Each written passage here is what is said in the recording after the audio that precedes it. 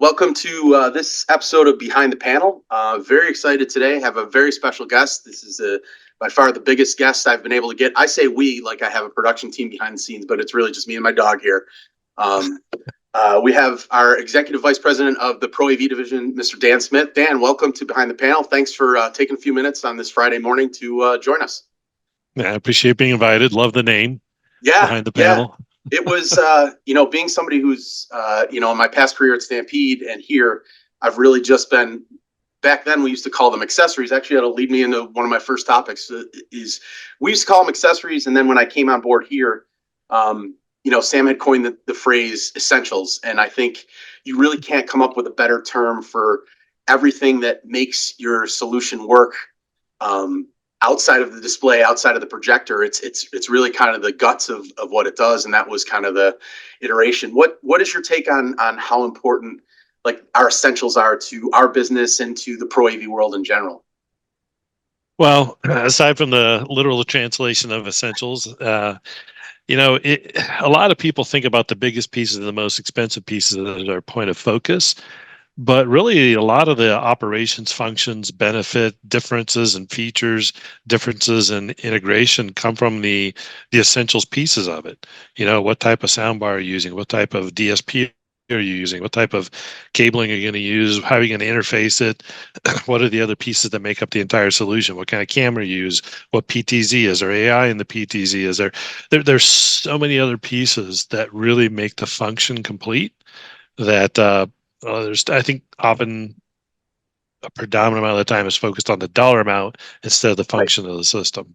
Right. And like I represent the Legrand line. So having a vendor partner like that can kind of cross so many of the boxes off in those really kind of a benefit. I know Harman as well is another one that comes to mind, but really having those kind of all-in-one solutions that we can go to really kind of solve a lot of problems. It's really, I guess that would kind of lead. So you're about a year in here, right?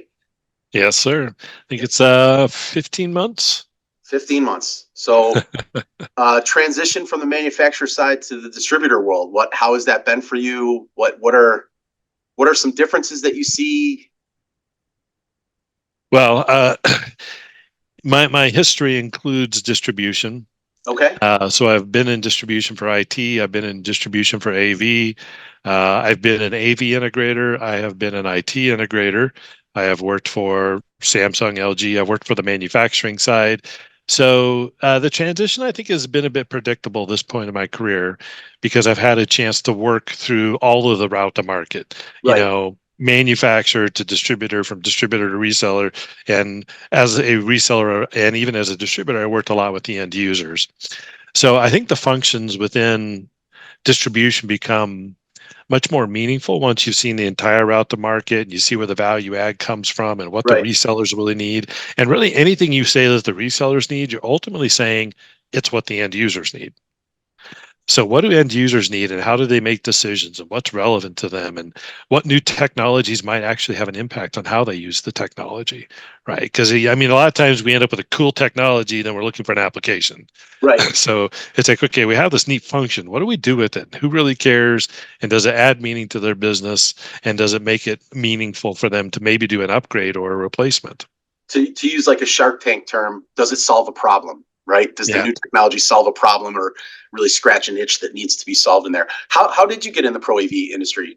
I don't know if I've ever heard that. Well, I have been a geek my whole life. As a little kid, I always loved electronics.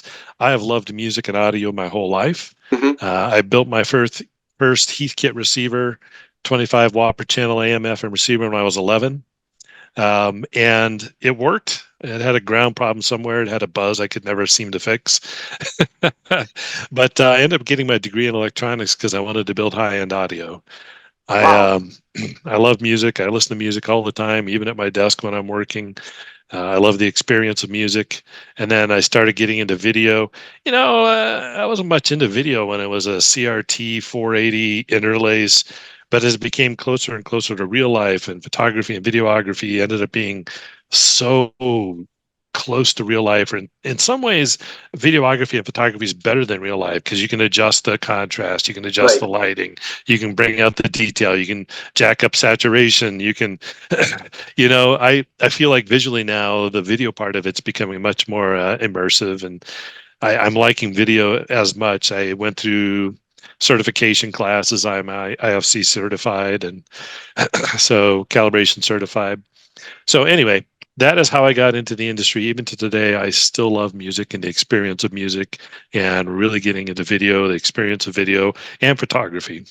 So what's on the playlist at your desk right now? Are you a Spotify person, Pandora? What's your music of choice during the day? I would think they would have, I think I have a split personality because I love almost every kind of music and my mood changes day to day. Sometimes, sometimes I'll wake up in the morning and it may be an Enya, but then at the workout, it's going to be metal.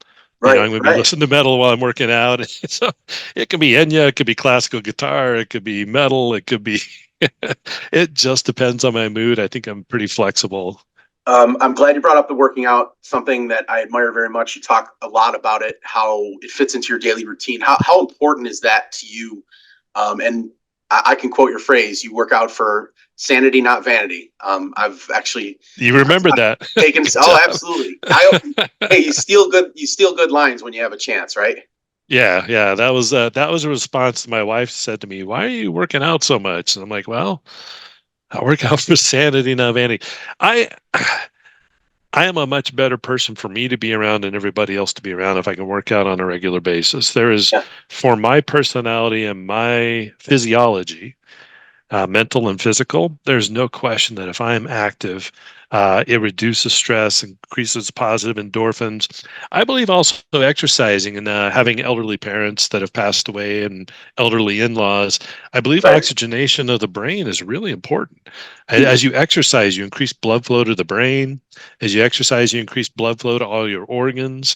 I think that just that increased blood flow is so important too. So, between reducing stress, positive endorphin release, and increased blood flow to every part of your body, I feel like that it's. Well, But I you, like to eat too. So if people ever wonder, are you trying to be lean? It's like, no, no, I like to eat. you hit on something very close to home to me when you talked about the oxygen to the brain. So when I was studying for CTS, when I came on board for Almo, I was determined to get it done in my first 6 months here.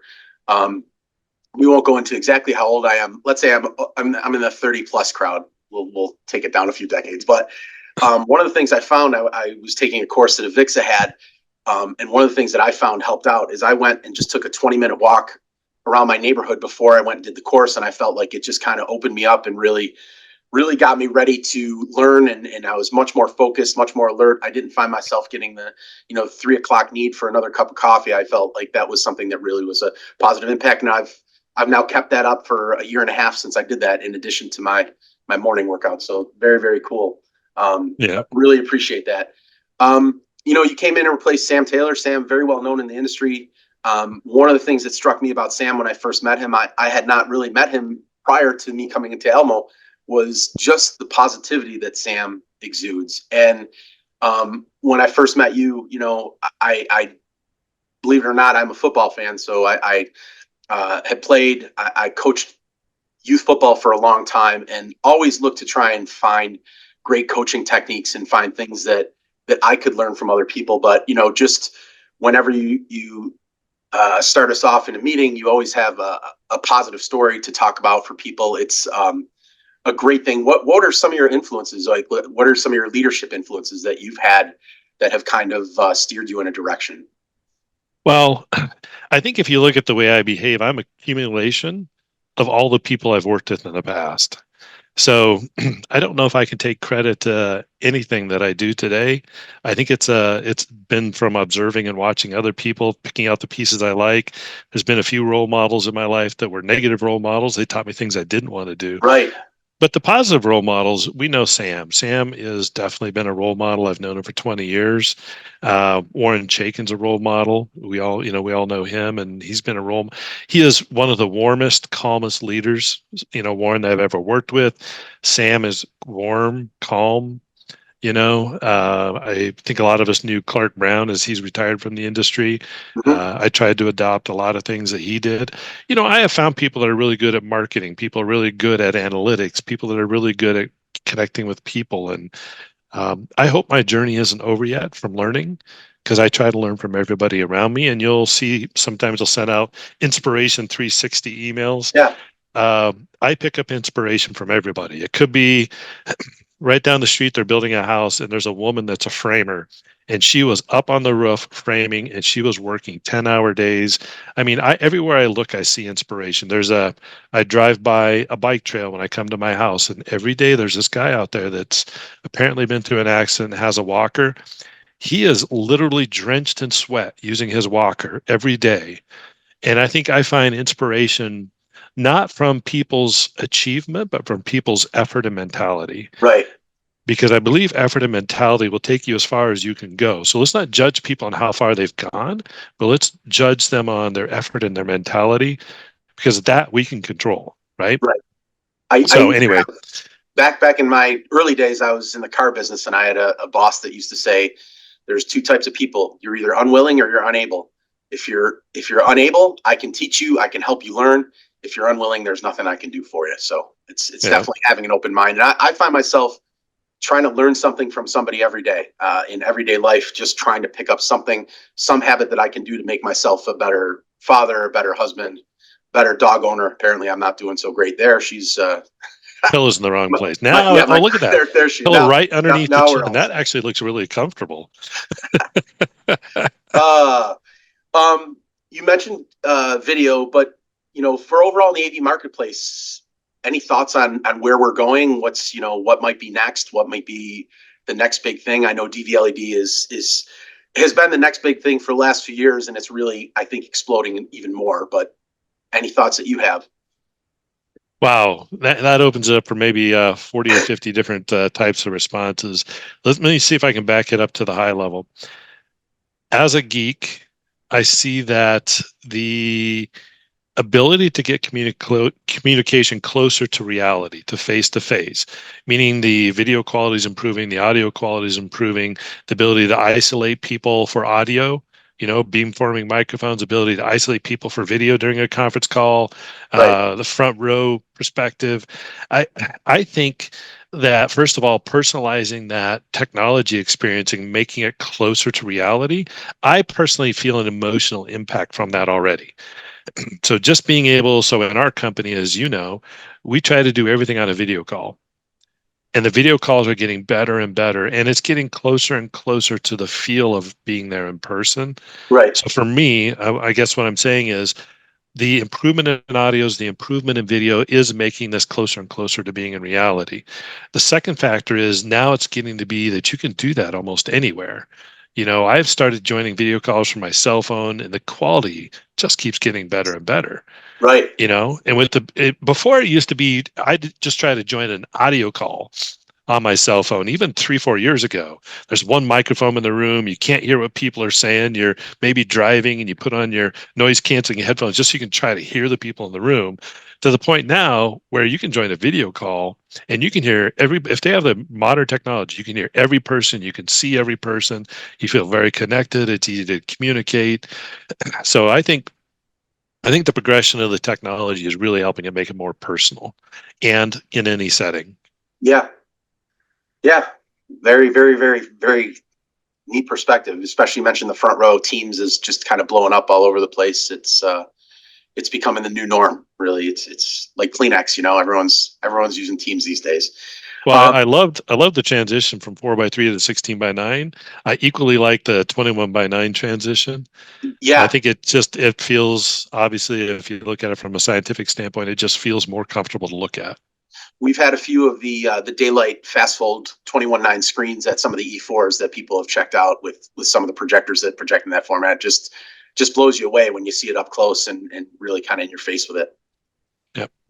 Well, Dan, I appreciate you coming on. I do ask every guest this when they come on. I know you live in Florida, and you may or may not know this. I'm a lifelong professional wrestling fan. So my ultimate goal to get on behind the panel is Nature Boy Ric Flair. I don't know if you guys are neighbors at all. That maybe you could make a call to Ric Flair to have him Yeah, join me sometime and talk about the Four Horsemen and all the good stuff from the past. But I I ask do not everyone if know they know him. him. You don't No, know him. I don't know him. Well, hey, thank you very much, Dan. I appreciate it. Again, your schedule's so busy. Company's going in great directions, and really can't say thank you enough. Well, thank you for being part of that. Appreciate it.